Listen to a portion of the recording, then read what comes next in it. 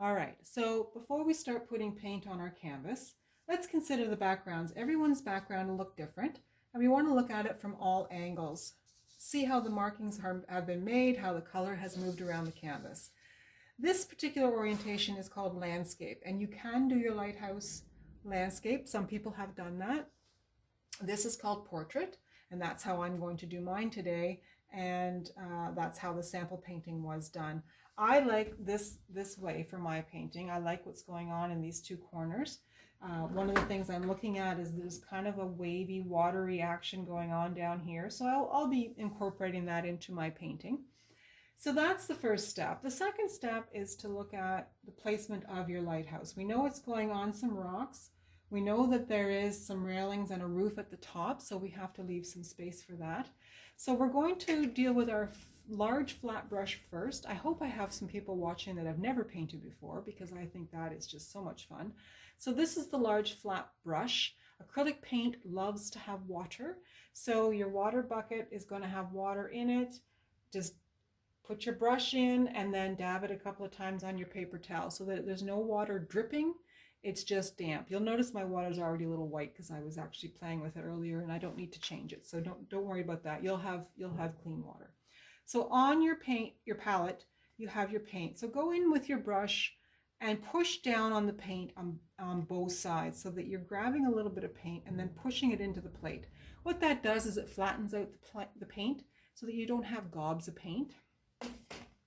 So I am going to consider the fact that I have this big area here, and then I also have this little area here. So one of the things I want you to think about too is that all of these marks, these lines, these railings, the roof line at the bottom, all are going the same way. There are arches that all go like this. So we're going to be paying attention to that as we go along. But right now I want to make this mark. So it's the top of that white section. So I know that I've got some railings and a roof at the top, so I'm going to put that right about there. I know that this section has a mark the same, and it's a little bit wider. So I'm going to come down to about here, and I'm going to do that. These are sketch lines right now. You don't have to worry about them being perfect. Then I want to put 2 marks at the bottom, so I know kind of where my lighthouse is going to land. I don't want to make it too fat, so I'm going to start out a little thinner probably than what the finished product will be. To be able to see easier what you've done, just draw a line across. Then you can easier see how that's going to line up with your top. And again, these are sketch lines. We're going to be covering all of this anyway, so don't worry. One of the tricks and I'm not doing anything different with my paint. There's a lot of paint on here still. One of the tricks to making the side lines is to turn your canvas now. I find it much easier to go, this is straight up and down, but right now let's start with this area. I find it easier to go across this way. You can try, and you may find it easier to keep your canvas straight up and down. So you're just going to, and they don't have to be dead straight, these lines right now. Again, we're going to straighten them up and crisp them up after. This is just a sketch. So put your painting back up. And then let's just make our straight up and down lines for this section here, or as straight as we can get.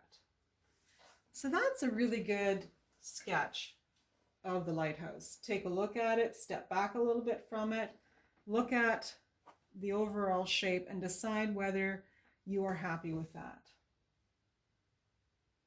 Now we know that the top of this part of the lighthouse flares out a bit. So we can actually do that now, just again, to give our eye something to look at. Just take your brush and make that part of the line just a little wider. And then it comes down and meets the lighthouse. So based on that, I think I'm going to bring the bottom of my lighthouse out just a little bit on both sides. I just want it to be a little bit wider on the bottom. Okay.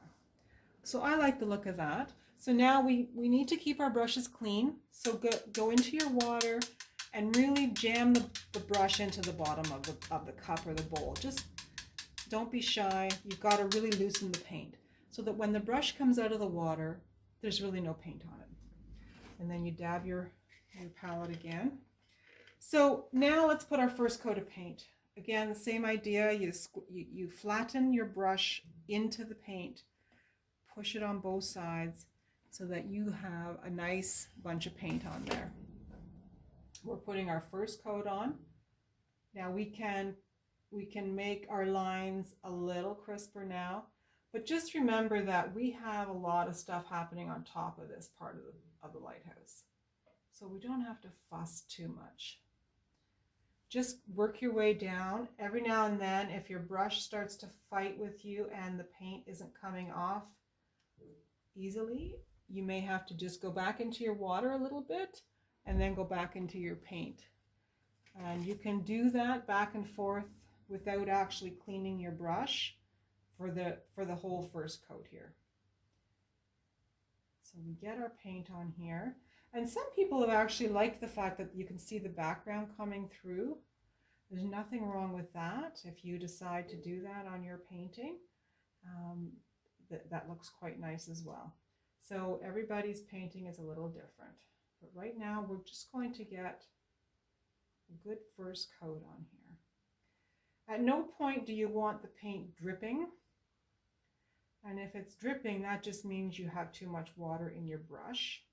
Now, if I keep playing with this and moving my brush up and down on this part of my lighthouse, I'll start to pull the paint off. So now we have to let it dry before we put on the next coat. So once again, we're going to clean our brushes, really work it into the bottom of your cup, wipe it off, and then one of the tricks to drying your canvas is to get I've got this old used blow dryer from the dollar store, and just give it a good dry. So work away at that, get your first coat dry, and then we will come back for the next part of the painting.